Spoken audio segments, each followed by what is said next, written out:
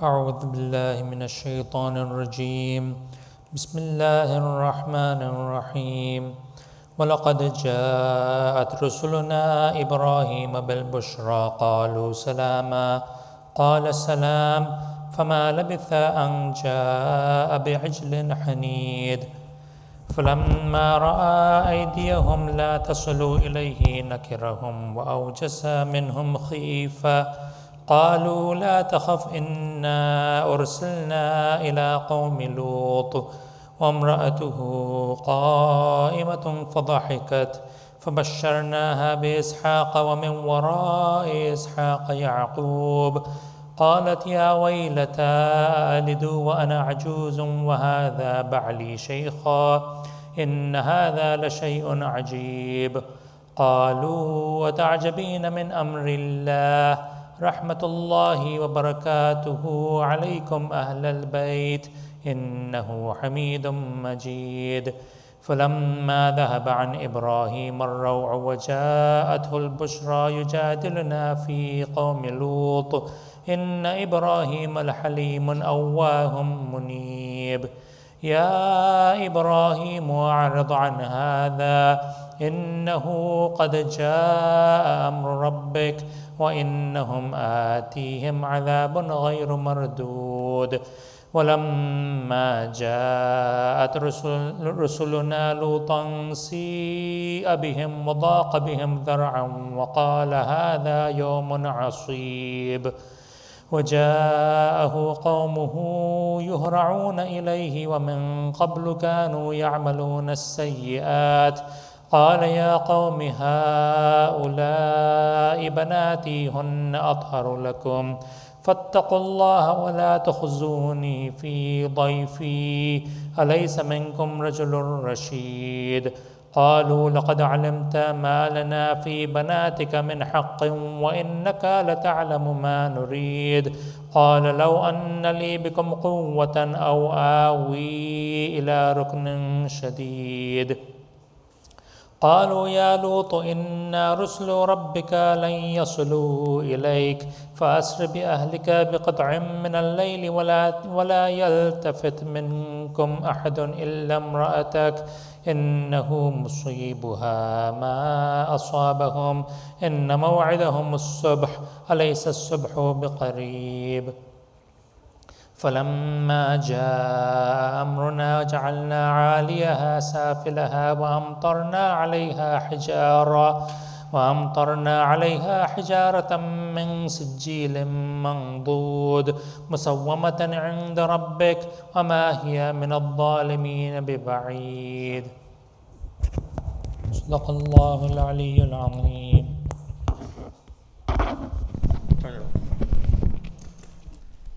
أعوذ بالله من الشيطان الرجيم بسم الله الرحمن الرحيم وإلى مدين أخاهم شعيبا قال يا قوم اعبدوا الله ما لكم من إله غيره ولا تنقصوا المكيال والميزان إني أراكم بخير وإني أخاف عليكم عذاب يوم محيط ويا قوم أوفوا المكيال والميزان بالقسط ولا تبخسوا الناس أشياءهم ولا تعثوا في الأرض مفسدين بقية الله خير لكم إن كنتم مؤمنين وما أنا عليكم بحفيظ قالوا يا شعيب أصلاتك تأمرك أن نترك ما يعبد آباؤنا أو أن نفعل في أموالنا ما نشاء إنك لأنت الحليم الرشيد قال يا قوم أرأيتم إن كنت على بينة من ربي ورزقني منه رزقا حسنا وما أريد أن أخالفكم إلى ما أنهاكم عنه إن أريد إلا الإصلاح ما استطعت وما توفيقي إلا بالله عليه توكلت وإليه أنيب ويا قوم لا يجرمنكم شقاقي أن يصيبكم مثله ما أصاب قوم نوح أو قوم هود أو قوم صالح وما قوم لوط منكم ببعيد واستغفروا ربكم ثم توبوا إليه إن ربي رحيم ودود قالوا يا شعيب ما نفقه كثيرا مما تقول وإنا لنراك فينا ضعيفا ولولا رهتك لرجمناك وما أنت علينا بعزيز قال يا قوم أرهتي أعز عليكم من الله واتخذتموه وراءكم زهريا إن ربي بما تعملون محيط ويا قوم اعملوا على مكانتكم إني آمل سوف تعلمون من يأتيه عذاب يخزيه ومن هو كاذب وارتقبوا إني معكم رقيب ولما جاء أمرنا نجينا شعيبا والذين آمنوا معه برحمة منا وأخذت الذين ظلموا الصيحة فأصبحوا في ديارهم جاثمين كأن لم يغنوا فيها ألا بعدا لمدين كما بعدت ثمود صدق الله العلي العظيم. There's a lot of discussion in this juz. I'll go through it very quickly. 12 juz of Quran, two main parts of it. First is the entire Surah Hud. We didn't finish Surah Hud, so I'll just stick with Surah Hud and I won't even discuss Surah Yusuf for the brevity of time. There are four main discussions in Surah Hud. Number one, the azamat of Quran. That as far as Quran is concerned, its ayat, the meanings, the topics. This book is muhkam from all aspects. There's no fasad, there's no defect, there's nothing less or more or any ta'aruz, meaning any conflict, tanaqud, any contradiction. This is one of the biggest reasons that this is from Allah subhanahu wa ta'ala, who's Hakim and who's Khabir. Number two, munkirin, those who declined or rejected this book. There's a challenge for them in this surah. It says in ayat number 13, أَمْ يَقُولُونَ افْتَرَى قُلْ فَأْتُوا بِعَشْرِ سُورٍ مِثْلِهِ مُفْتَرَيَاتٍ. That those who think that this is iftara, meaning concocted, this is something produced by Rasulullah and this is not kalam haq, then go ahead and produce 10 chapters like this. Interestingly, Surah Hud is 11th chapter. Ayat appears in this surah to say, bring forth 10 chapters like this, which also indicates that this description or the way the ayat or surah of Quran are mentioned are the way Allah subhanahu wa ta'ala wanted it. Rasulullah placed it the way and it is still intact, because in the 11th juz or the 11th surah, it says bring forth 10 chapters like this. Third is the discussion regarding the Tawheed and the arguments of Tawheed, that all the makhluqat that exist, that you see, from mankind to jinnat, to four-legged animals, the birds, the marine animals, those which are crawling on the ground and in the skies and the earth, all are created by Allah subhanahu wa ta'ala, and Allah is the one who provides rizq to all of them. Third is the longest discussion, which is the risalat and the proofs of risalat of different anbiya. 7 anbiya are mentioned. First, Hazrat Nuh, the discussion of Hazrat Nuh, how people did not bring iman onto him, and then the Noah's Ark. Second discussion, of course, about Surah Hud is about Hazrat Hud ﷺ, who was sent towards people of Ad. In my speech tonight, I will talk about that, so I'll skip that. Third is the people of Saleh, the Thamud, how they asked for a miracle. Hazrat Saleh produced the miracle, and then they killed that Naqe Saleh. Fourth is Hazrat Ibrahim, his discussion, that how his wife was so old and he was old, yet Allah subhanahu wa ta'ala still bestowed them with a son by the name Yaqub, or rather Ishaq, who then had a son by the name Yaqub. Fifth discussion is about Hazrat Lut, the bad characteristic of the people of Lut, the indulgence in same-sex marriage and all that stuff, which was condemned, and how the azab of Allah came onto those people. where, it was upside down. The valley was turned upside down, and the adhab that is mentioned. Sixth, about Hazrat Shu'aib, that how the people of the time of Hazrat Shu'aib, they would deal with, selling and buying things. And the discussion about mikyal and measuring and balancing, they used to do fraud in that. They wouldn't measure it properly. So the ayat came down. There was a terrifying sound that came as what? As the adhab for them. Discussion of Hazrat Musa with Fir'aun. So from one end, the 7 Anbiya, right? So discussion of 7 Anbiya. From one end, this is there for those who are sahiban aql, those who understand, those who take heed, to, look at these nasai, look at these advices and take heed from it. On the other hand, it serves as comfort to Rasulullah.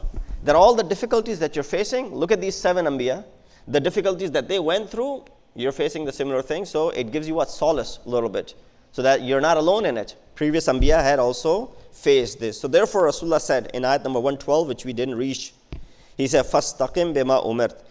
Not that Rasulullah said that. Allah said to Rasulullah, "Fastaqim kama umirt." Stand upright the way I have commanded you. Rasulullah said in a riwayat that Surah Hud and Surah Waqia, because of this ayat number 112, made me old. Shayyabani, that made me old. How I became old overnight? Because of this surah. Sallu ala Muhammad wa ala Muhammad.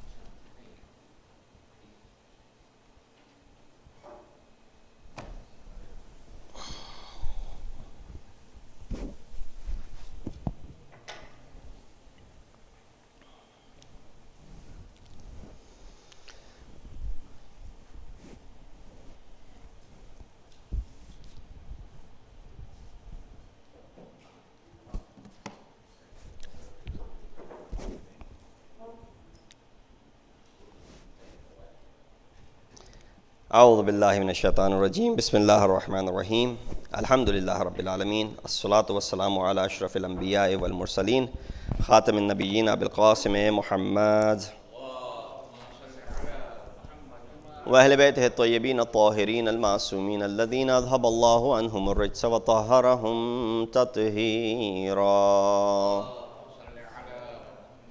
أما بعد فقد قال الله تبارك وتعالى وقوله الحق وهو أصدق القائلين بسم الله الرحمن الرحيم كذبت عاد فكيف كان عذابي ونذر إنا أرسلنا عليهم ريحا صرصرا في يوم نحس مستمر تنزع الناس كأنهم أعجاز نخل منقعر فكيف كان عذابي ونذر وَلَقَدْ يَسَّرْنَا الْقُرْآنَ لِلذِّكْرِ فَهَلْ مِن مُدَّكِرٍ صدق الله العلي العظيم. اللهم صل على. Assalamu alaikum wa rahmatullahi wa barakatuhu. Continuing with our discussion on tafsir of Surah Qamar, I recited for you ayat number 18, 19, 20, 21 and 22. What I wanted was to get all these 5 ayat in because they pertain to the story of Hazrat Hud alayhi salatu wassalam and his people. The ayat begins by saying the people of Ad, kadzabat Adun, the people of Ad rejected our guidance. How terrible was my torment and the result of their disregard of my warning. Indeed, we unleashed upon them an icy gale on an incessantly ill-fated day. We mean Yawm Nahasin, the day which is misfortunate day, knocking down people as if they were trunks of uprooted palm trees. This istilah of, if you've seen a palm tree, if you uproot it, that's how these people were left.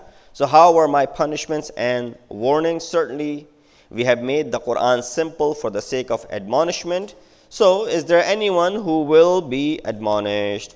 So, the entire discussion tonight is going to be about the people of Ad, and as well as Hazrat Hud and his propagation.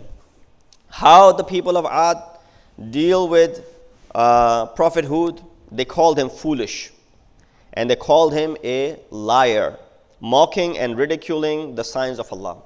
See, right after the discussion of Hazrat Nuh and the people of Nuh, this is the sequence that is happening. So Hazrat Nuh was prior to Hazrat Hud. So the discussion of Hazrat Nuh takes place. Hazrat Hud actually is 7 generations down from the progeny of Hazrat Nuh alayhi salatu wasalam. So the reminder is that, look what happened to Nuh not too long ago. Only 7 generations have passed. How long does it take for 7 generations? In our day and age, it might not be that long, maybe 150 years, right? But back then, people lived for hundreds and hundreds of years. Hazrat Hud was 464 years old. Hazrat Nuh was, mashallah.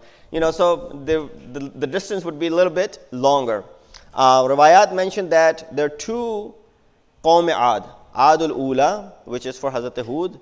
They lived about 2,500 years prior to the birth of Hazrat Isa alayhi salatu wasalam, until 1,500 years. So about 1,000 years period for them. And then 500 years down the road was Ad Thani, the second Ad, for which Hazrat Saleh was sent, which are referred to as the people of Thamud. So people of Thamud referred to as Ad Thani also. Nonetheless, what did they do? Why were they dealing like this? It says, قَالَ الْمَلَأُ الَّذِينَ كَفَرُوا مِنْ قَوْمِهِ إِنَّا لَنَرَاكَ فِي سَفَاهَةٍ. That, disbelieving people said, indeed we see you in foolishness, and indeed we think you of those who are liars. So these 2 things they called Hazrat Hud alayhi salatu wasalam. Coming back to this, a couple of keywords that are mentioned in the initial ayah. It said, Inna arsalna alayhim rihan sarsaran. The word sarsar, which is repeated, like many other words in Quran as well as in Arabic. These are called ruba'i, for example, that they're repeated. It comes from the root sar, swad and ra. Like shar, bar wazn shar, you have sar, meaning ra is repeated, muda'af. Means to tie something firmly. That's what it literally means. The repetition of sar refers to, as it says, an icy gale, a cold, strong wind with loud thunder and loud noise. Nahas, on the other hand, literally means redness. So the word nahas that have appeared in this ayat, fi yawmi nahasin mustamir, that on this ill-fated day, as they translate it. So the word nahas literally means redness which appears on the sky around sunset. So around this time, well, it's cloudy today, but usually around this time when sunset is about to happen, and after sunset, when we wait for Maghrib, right, sunset has already happened. So this is about pretty much the same time that when the redness comes onto the head, that's when time for Maghrib kicks in. So that redness that you see on the sky is called nahis. And also the word nuhas in Arabic is the flame on this charcoal. Those who smoke shisha, they'll know that, jo angara uske upar rakha jata hai, it's called nuhas in Arabic. Why? It burns, but you really don't see any smoke coming out of it. You're laughing. You don't see any smoke coming out of it. But in terminology, this word is used against anything that is sa'ad, prosperous or naik. Sa'ad and nahas, right? We heard the istilah of sa'ad and nahas. A great deal of, Sa'ad and Nahas appears in our books of gentry. So they say, Yawma nahisin mustamir. It is continuous. Mustamir means continuous. So you know the word Yawm, you know the word Nahas now. The root of Nahas, the actual meaning, redness, and then this angara, this, burning flame, which does not have any smoke coming out of it. It says continuous heavy thunder that came as mentioned in Surah Fussilat. فَأَرْسَلْنَا عَلَيْهِمْ رِيحًا سَرْسَرًا فِي أَيَّامٍ نَحِسَاتٍ. So we sent upon them a screaming wind during the days of misfortune to make them taste the punishment of the disgrace of this worldly life of theirs. But of course, the disgrace and the punishment of the hereafter is much more severe than what they are seeing over here. This is nothing compared to what will be shown over there. So stay with me in these few ayat, as I will quote many ayat from different places. See, the discussion of Hazrat Hud might be only, let's say, in chapter 11, Surah Hud, it's an entire chapter about him. Or Surah Ibrahim, chapter 14, I believe, is entirely about Hazrat Ibrahim. Or Surah Yusuf, chapter 12, is entirely about Surah Hazrat Yusuf, which is actually, yes, the case is with Hazrat Yusuf. The entire chapter is about him. But Hazrat Hud, that's not the case with Surah Hud. It's not entirely about him. In fact, we just recited Surah Hud. 7 different prophets are mentioned in this surah. And their stories as well as discussed in it. Similarly, Surah Ibrahim has many such discussions. So you find that the story of one prophet is defined in different places in Quran. And the beauty and the miracle that we were discussing last night, or a couple of nights ago, is that while you have bits and pieces of stories mentioned in different places, there's a possibility of, dispute. There's a possibility that one thing is mentioned here might be in dispute with others over there. There might be discord between the two accounts mentioned in one place and mentioned in another place. As is the case, if I have time, inshallah, later on in the nights, after the nights, I'll talk about a comparison between the other scriptures, why we look down upon them, and our book, Quran.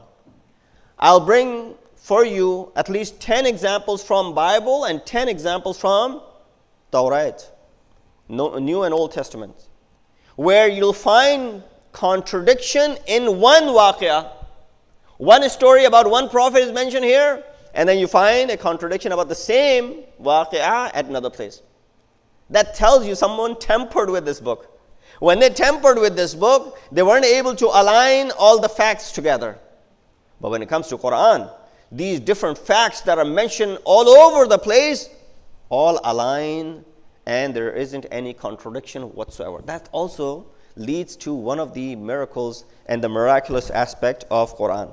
So it said, Allah imposed upon them for 7 nights and 8 days in succession. When it says, Yawm nahisin mustamir, mustamir refers to continuous. How many days? 7 nights and 8 days. When you go for ziyarat, it says, usually the package that they give you, 6 nights, 7 days. Just tell us days. Why nights and days? Usually that's how they deal with it. This many nights you're staying, this many days you're staying. Ayat of Quran says the same thing. سَخَّرَهَا عَلَيْهِمْ سَبْعَ لَيَالٍ وَثَمَانِيَةَ أَيَّامٍ. 7 misfortune days, meaning 7 nights and 8 days are mentioned. The word munqa'ir comes from qa'ara, means to uproot something. As we mentioned, that Allah subhanahu wa ta'ala, when He sent adhab onto them, these people were very smart. What they had done, they had prepared themselves for such adhab, that whenever there's a hailstorm or something like this, they had created underground tunnels. They would take refuge in these underground tunnels. Even today, right? Whenever in these areas where they're prone of these hurricanes and twisters and all that stuff, what do they tell you? Go in underground, right? Go into the basements. That's probably is the safest place to be. If you're on the first level or the second level, that is dangerous for you because that will just be blown away by the winds and the twister. So go underground. These people were smart. Qawm Ad. They had built these underground tunnels and they would go and hide into these underground tunnels. But of course, when the adhab is sent by Allah subhanahu wa ta'ala, underground or over the ground, doesn't matter. Look at the istilah that Allah subhanahu wa ta'ala uses over here. He says, فَتَرَى الْقَوْمَ فِيهَا سَرْعَ كَأَنَّهُمْ عَجَازُ نَخْلٍ خَاوِيَةٍ. So you would see people therein fallen as if they were hollow trunks of palm trees.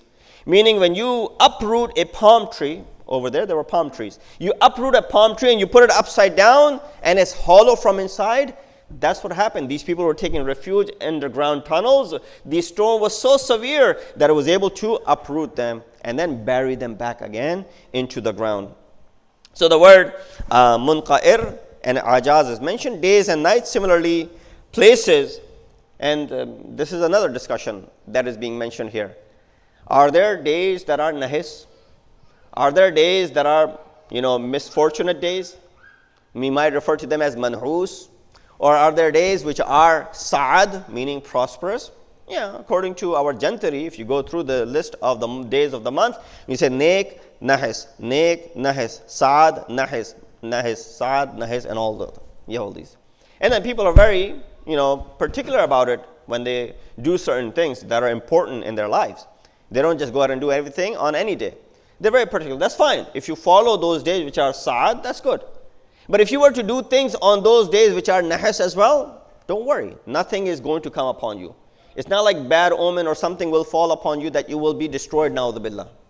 Sometimes that's how much aqidat we have when it comes to some of these days. Days and nights, similarly places, are not innately, zatan, they're not misfortunate. Zatan, none of the days and none of the places and the times are not manhus, they're not nahis. They don't bring misfortune. Sometimes we hear so and so is misfortunate. No day or place is nahis. Rather, the events of that day make that day to be misfortunate. Right? That is a possibility. Day itself is not bad. But the event that took place on that day which is associated with it might make it bad. But the event that took place on that day which was good will make it bad. What do you hear about Amirul Mu'minin when he said, if someone asked him about Nowruz, Imam said, any day in which you do not commit a sin is what? Eid. Any day in which you do not commit and disobey Allah subhanahu wa ta'ala is Eid for you. You don't have to wait for Eid al-Fitr and Eid al-Adha to celebrate. No, you can celebrate every day as Eid al-Fitr and Eid al-Adha if you don't commit sin and if you do not disobey Allah subhanahu wa ta'ala. So, if there was a case of a place to be nahis, then you would call, Karbala would be, because who was killed there? Sayyid al-Shuhada. Imam Hussain, along with his companions, was mercilessly killed in Karbala. But in fact, we see the opposite. The fact that Imam was killed over there and buried, Karbala became what Karbala Mu'alla is today. Karbala had no value whatsoever prior to Imam Hussain. The fact that Imam is buried over there, now that place has what? Value. It's Mu'alla. It has attained that height which gained that honor due to the fact that Imam is buried over there. So therefore, these days we consider misfortune on the people of Ad, Ayyamin, Nahisat. For the reason these 8 days or 7 nights that are mentioned, they are nahis for people of Ad because of the adab that came upon them. Does not mean that there are now nahis for you as well. Similarly, there are certain days that Quran mentions are what? Blessed and Mubarak. Inna anzalnahu fi laylatin mubarakah. Right? You will read this ayat in the night of Qadr, that indeed we reveal this Quran on the night which is what? Blessed. Laylatul Qadr is a blessed night. Yes. The fact that Quran is revealed on that night makes it blessed. Otherwise, itself, zatan, that day has nothing upon it. Similarly, when the day is not bad, zatan, the day is not sa'ad or prosperous by itself. But when we take out these days from Jantari, we look for sa'ad and nahaz, the only thing that we should avoid is the days upon which you find the shahadat of Masumin alayhi salatu wasalam. Why? Because in their grief, we grieve. In their joy, we are happy and excited. That should only be the criteria when it comes to choosing the days of, for example, weddings, choosing the days for any other function for the family. And then there's a story about Qamar dar Aqrab as well. That, of course, there's Qamar dar Aqrab and you should avoid getting married. Misconception is that no, you can get married on the days where you have Qamar dar Aqrab. Usually Qamar dar Aqrab is like 3 days. It lasts 3 days. The Qamar dar Aqrab's reference is not because weddings can't happen during those days. It's the time which is not suitable for having children. So that is the only restriction, not to have that, because on those nights, so even if you're married, not just to get married on that particular night. To avoid that, other than that, even Qamar dar Aqrab, a person can go ahead and hold weddings and there's nothing upon you. So just wanted to clarify that. There's a riwayat from Amirul Mu'minin, Imam al-Muttaqeen Ali ibn Abi Talib alayhi salatu wasalam. Imam said the last Wednesday of the month is Nahas. There's a riwayat. Now I'm not going to deal with the authenticity of the riwayat. Let's just say that it is correct. It is authentic. Imam said the last Wednesday of every month is Nahas. It's the day Qabil killed Habil and the people of Ad received their azab. It's called Al-Arba'a'u la tadur. Al-Arba'a in Arabic is Wednesday. Wednesday that does not come back because it's the last Wednesday, so it's not coming back. If it was the first, it'll come back in the second, it'll come back in the third. But when it's the last Wednesday, it's not coming back because it's the last of the month. So therefore, that is the day you should avoid, for example, something that you want to do. to keep misfortunes away. But other than that, I think the clarification, if I can repeat it one more time, the days and the times are not nahas zatan. They become nahas because of an incident that might have taken place. And the only thing that is worthy of avoiding something on Nahas day is when you have the shahadat of Masoom or the families of Masoomin. That's it. Even Qamar Dar Aqrab would not be problematic when it comes to these sort of events. But of course, refrain from that relationship on the nights of Qamar Dar Aqrab. For example, we live in this world, in this society, the Western world, where you have Friday the 13th is considered to be bad omen, right? It's not good, avoid. And on the 13th day of the month, if Friday falls on that day, it's considered bad omen in the Western world. In our Islamic culture, Friday is the most blessed day of the week, regardless. And then 13th is the day of the wiladat of Amirul Mu'mineen Ali ibn Abi Talib alayhi salatu wasalam.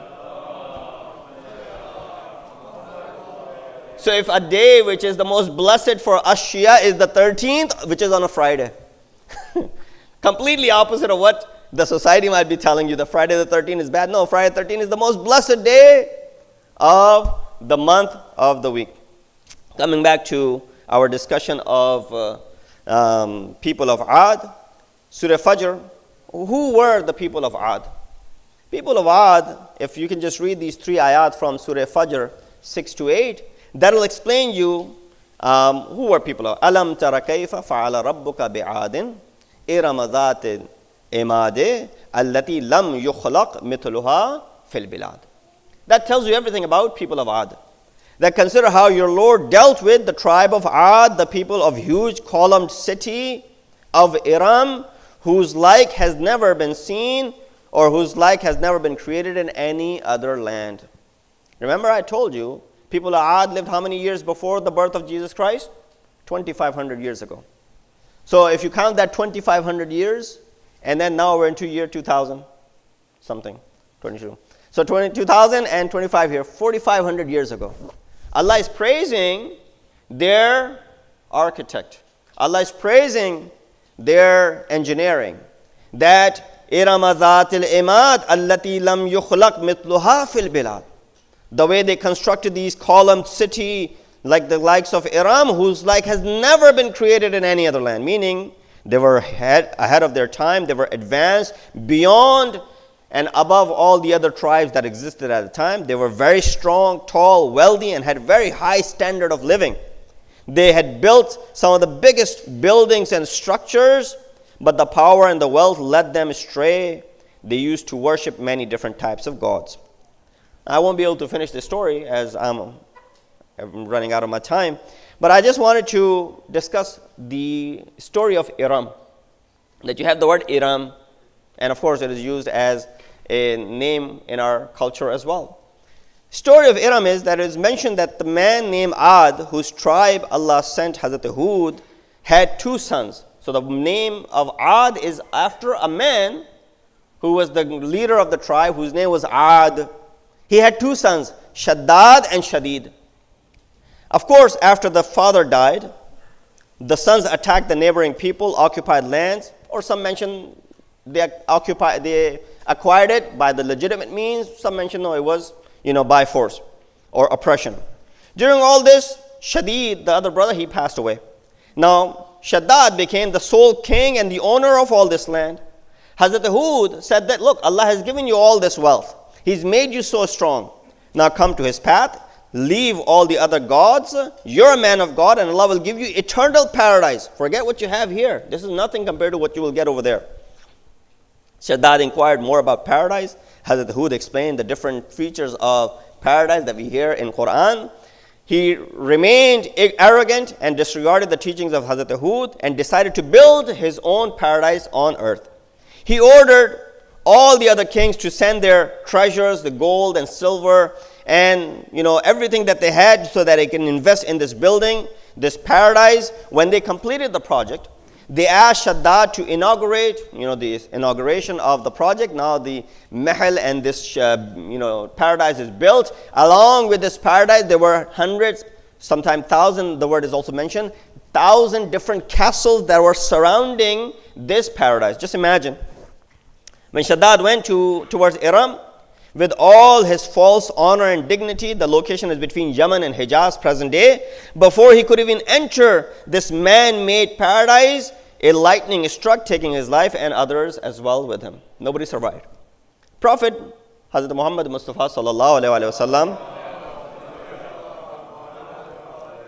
once Hazrat Azrail, the angel of death, came to see him. Rasulullah said, I asked him, you've been capturing souls for thousands of years. Has there ever been a place and time where you felt sympathy for the soul that you had captured? Azrail replied, in all these years, only twice. Once there was a storm in a sea which took the lives of all the people on board the ship except one pregnant woman. She remained safe and the waves brought her safely to the shore. She gave birth to a boy and I was told to take the soul of the mother.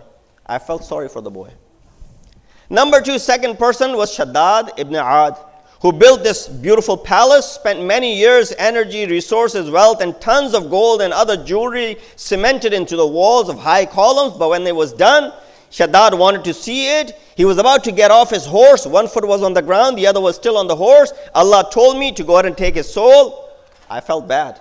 A person who spent all his life. Now there's a message for us. I won't get into the message because I've run out of my time. That I felt bad that a person spent entire life building this huge castle and building this paradise. He didn't even get to see it, let alone live in it or enjoy it. Hazrat Jibreel came down and gave salutations to Rasulullah and said, the child that was born after his mother was saved from the depths of the sea was Shaddad ibn Aad. I saved him from the brink of death, raised him well without a mother, gave him power so that he becomes a king. He was still arrogant, and he avoided all of my signs and all of my instructions, and due to his arrogance, I ended up taking his life. So this is the story that is connected by Azrail alayhi salam and Jibreel alayhi salam about Ad and his son Shaddad, who created this palace or this paradise, and how Hazrat Hud alayhi salam tried to convince him. Wa akhiru da'wana and alhamdulillahi rabbil alameen.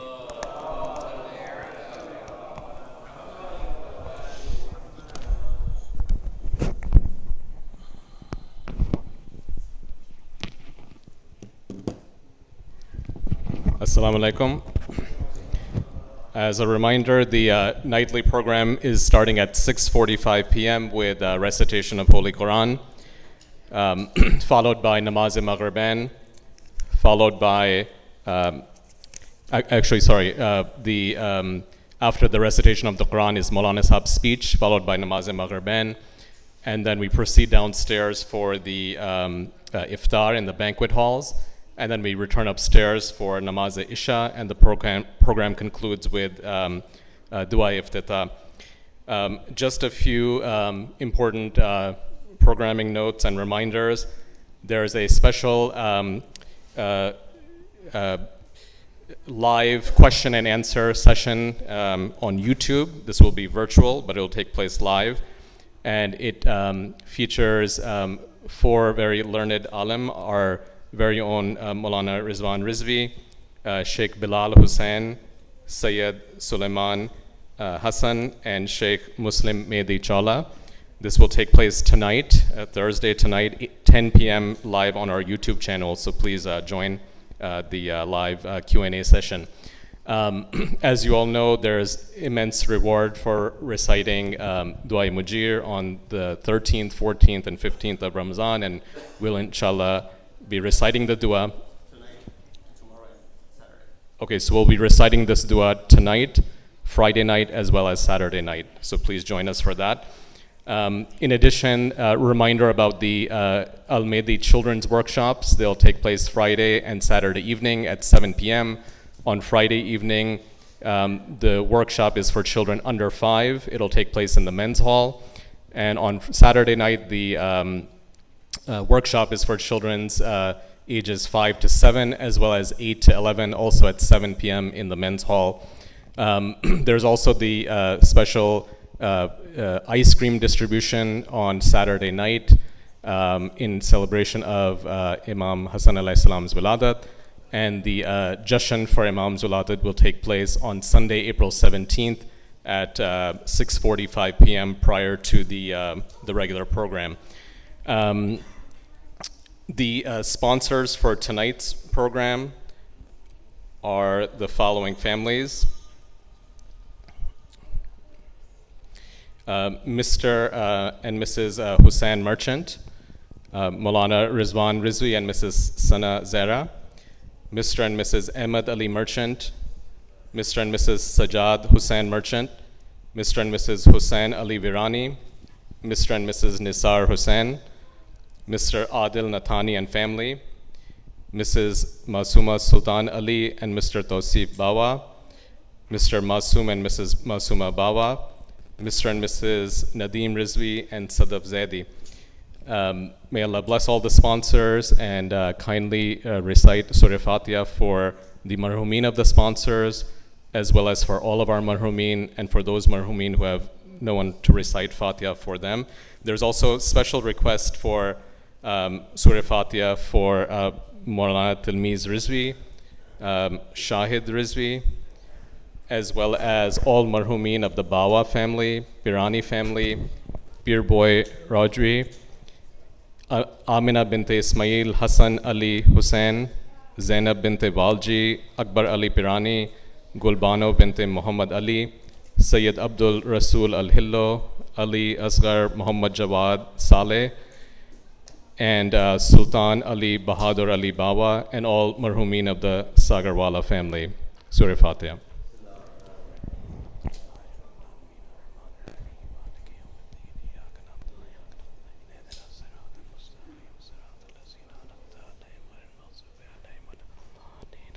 And just a quick reminder that opportunities for sponsorship are still available. We're still looking for a few sponsors for April 18th, April 19th, and April 21st. If anyone's interested, kindly reach out to any one of us of the volunteers.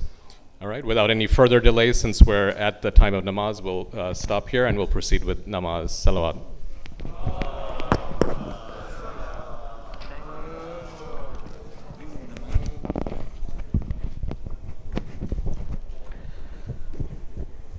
إن الله وملائكته يصلون على النبي يا أيها الذين آمنوا صلوا عليه وسلموا تسليما الله أكبر الله أكبر الله أكبر الله أكبر أشهد أن لا إله إلا الله أشهد أن لا إله إلا الله أشهد أن محمدًا رسول الله أشهد أن محمدًا رسول الله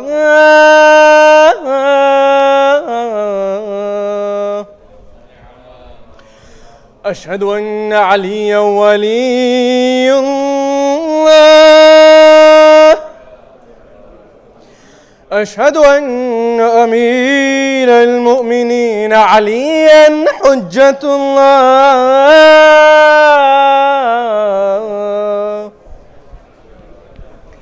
حي على الصلاة حي على الصلاة حي على الفلاح حي على الفلاح حي على خير العمل حي على خير العمل الله أكبر الله أكبر لا إله إلا الله لا إله إلا الله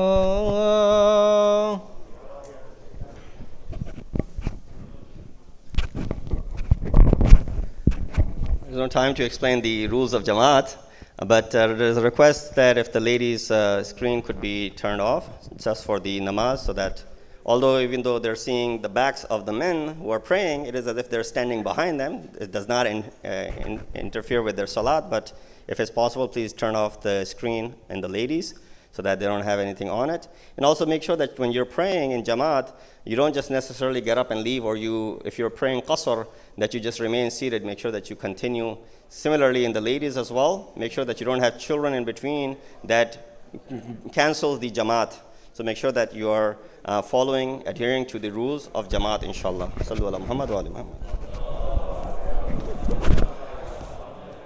Allahu Akbar, Allahu Akbar, ashhadu an la ilaha illallah, ashhadu an la ilaha illallah, ashhadu anna Muhammadar Rasulullah, ashhadu anna Muhammadar Rasulullah, ashhadu anna Aliyan waliyullah, ashhadu anna Aliyan hujjatullah, hayya ala salati, hayya ala salati, hayya ala al-falah, hayya ala al-falah, hayya ala khayr al-amal, hayya ala khayr al-amal, qad qamat as-salatu, qad qamat as-salah. Allahu Akbar, Allahu Akbar, La ilaha illallah. Allahu Akbar. Bismillah ar-Rahman ar-Rahim.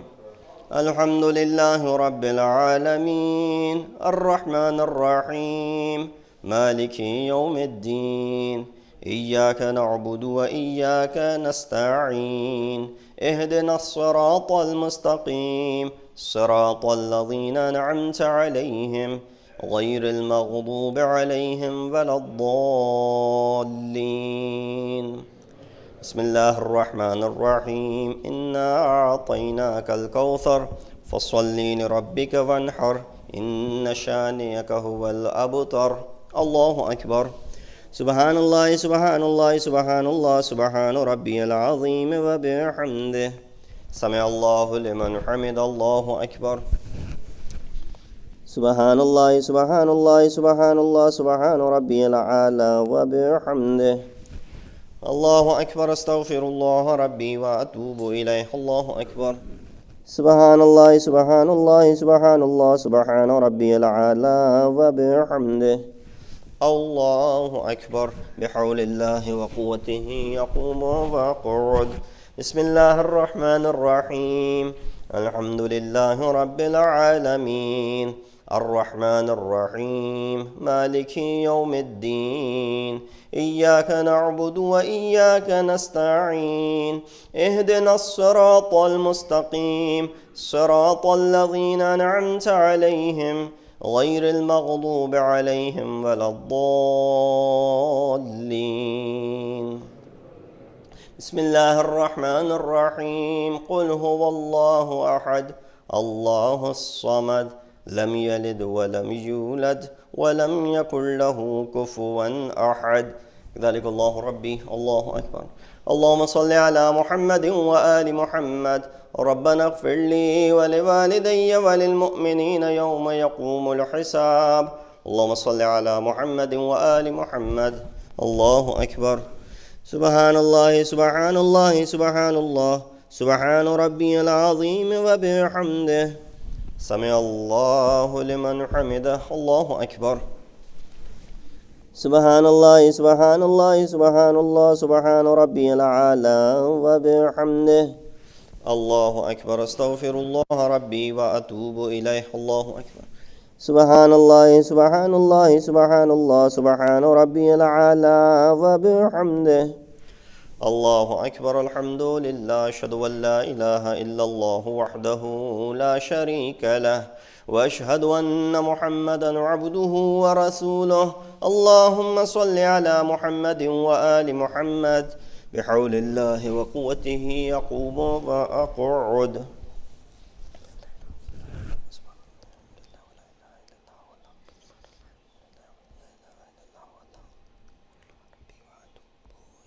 الله أكبر سبحان الله سبحان الله سبحان الله سبحان ربي العظيم وبحمده سمع الله لمن حمده الله أكبر سبحان الله سبحان الله سبحان الله